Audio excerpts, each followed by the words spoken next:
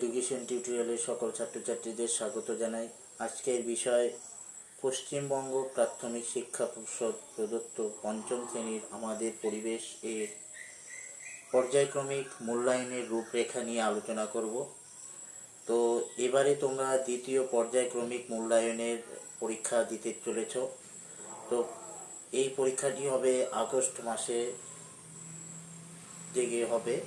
এই পরীক্ষাটি পূর্ণমান থাকবে 20 নম্বরে।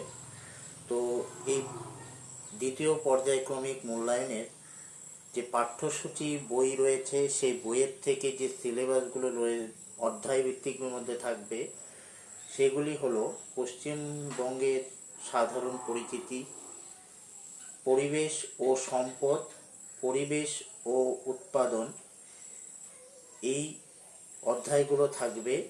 এই অধ্যায়গুলো তোমরা পাঠ্যপুস্তকের পৃষ্ঠার নম্বরে 58 নম্বর থেকে 113 নম্বর পর্যন্ত পরীক্ষায় থাকবে। তো তোমরা ভালো করে বুঝে নাও যে তোমাদের পাঠ্যপুস্তক পৃষ্ঠা বই রয়েছে, সেই বইয়ের 58 পৃষ্ঠা থেকে 113 নম্বর পৃষ্ঠা পর্যন্ত পরীক্ষার সিলেবাস থাকবে। তো এই পরীক্ষায় যে প্রশ্ন টাইপে থাকবে সেগুলো হলো: সঠিক উত্তরটি বেছে নির্বাচন করো, সঠিক উত্তরটি নির্বাচন করো। প্রশ্নের মান থাকবে 1, টিক চিহ্ন বা ফুল চিহ্ন নির্বাচন করো, প্রশ্নের মান 1 নম্বরে থাকবে। তো তারপরে শূন্য স্থান পূরণ করো, প্রশ্নের মান 1।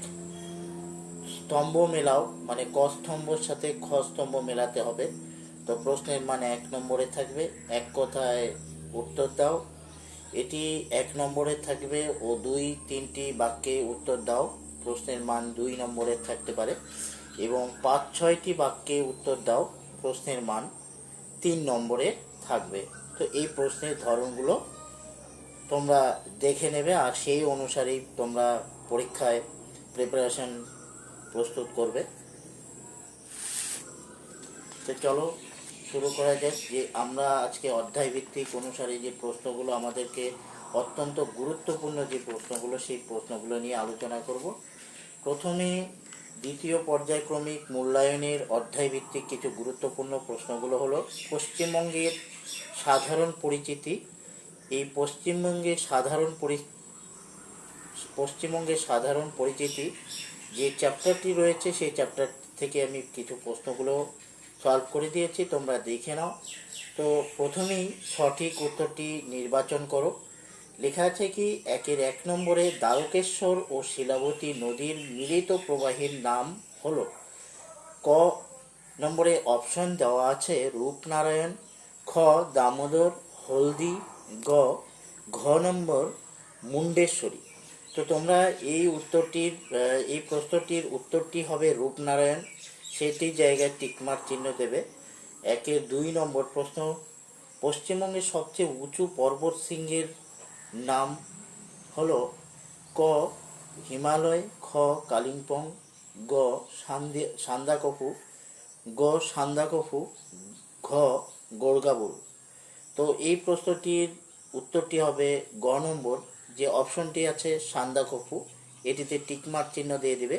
তো আমি দিয়ে দিয়েছি। তো 3 নম্বর প্রশ্নটি বলছে, গাঙ্গেয় সমভূমি দক্ষিণ অংশটিকে বলা হয়। ক নম্বর কলকাতা, খ নম্বর সুন্দরবন, গ নম্বর গঙ্গাসাগর, ঘ নম্বর পশ্চিমবঙ্গ। তো এই প্রশ্নটির উত্তরটি হবে খ নম্বর সুন্দরবন। তো এই সুন্দরবনের জায়গায় তোমরা টিকমার্ক চিহ্ন দেবে। 4 নম্বর প্রশ্নটি কি বলেছে দেখে নাও। পশ্চিমবঙ্গের একমাত্র আইটি শিক্ষা প্রতিষ্ঠান অবস্থিত। ক বিষ্ণুপুরে, খ বোলপুরে, গ খড়গপুরে, না মেদিনীপুরে। তো তোমরা এখানে 4 প্রশ্নের উত্তরটি হবে গ নম্বর খড়গপুরে।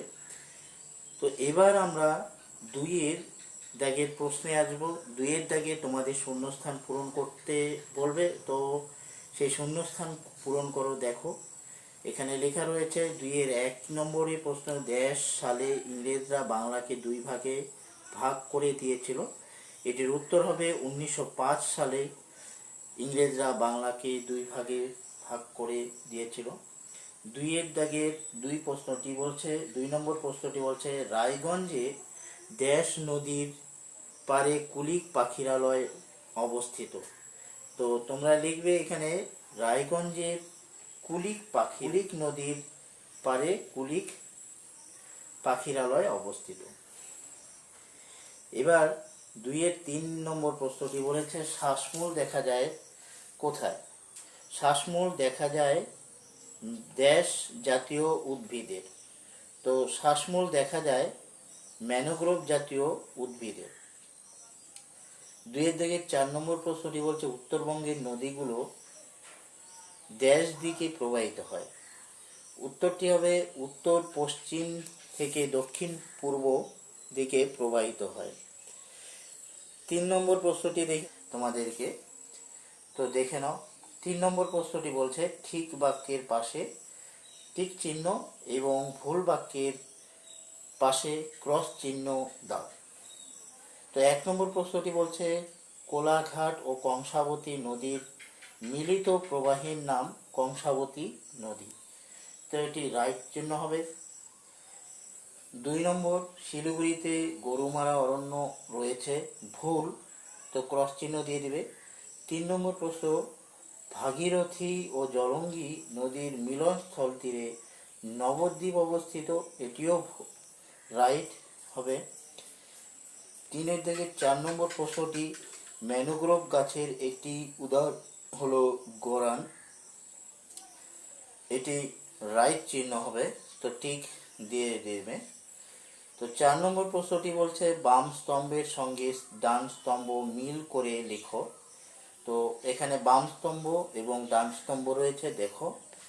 তো এখানে প্রথমে লেখা রয়েছে 4-1 নম্বরে বলছে জলদাপাড়া। জলদাপাড়ার সঙ্গে হবে একশৃঙ্গ গন্ডার, খ নম্বরটি। 4-2 নম্বর প্রশ্নটি হয়েছে হলদিয়া। হলদিয়া হবে ঘ নম্বর, পেট্রো কেমিক্যালের জন্য হলদিয়া শহরটি বিখ্যাত। এবং 4-3 নম্বর প্রশ্নটি হবে মালদা রয়েছে, তো মালদা পদলিয়ামের জন্য বিখ্যাত। 4 নম্বর প্রশ্নটি নবদ্বীপ লেখা রয়েছে, সেই নবদ্বীপ চৈতন্যদেবের জন্মস্থান, সেই জন্য সেই নবদ্বীপ বিখ্যাত হয়ে আছে। এবার বলছে 5 নম্বরে বলছে এক কথায় বা একটি বাক্যে উত্তর দাও। প্রতিটি প্রশ্নের মান 1 নম্বরে থাকবে। তো পশ্চিমবঙ্গের প্রথম প্রশ্নটি বলছে পশ্চিমবঙ্গের 2টি বরফ গলা জলে পুষ্ট নদীর নাম লেখো। পশ্চিমবঙ্গের 2টি বরফ গলা জলে পুষ্ট নদীর নাম হলো তিস্তা ও তোর্ষা। 5-2 নম্বর প্রশ্নটি বলছে রয়্যাল বেঙ্গল টাইগার কোন বনে দেখা যায়? রয়্যাল বেঙ্গল টাইগার দেখা যায় সুন্দরবনে। তো 5-3 নম্বর প্রশ্নটি বলেছে কোন শহরকে বক্সা অরণ্যে প্রবেশদ্বার বলা হয়? তোমরা উত্তর লিখবে আলিপুরদুয়ার শহরকে বক্সা অরণ্যে প্রবেশদ্বার বলা হয়।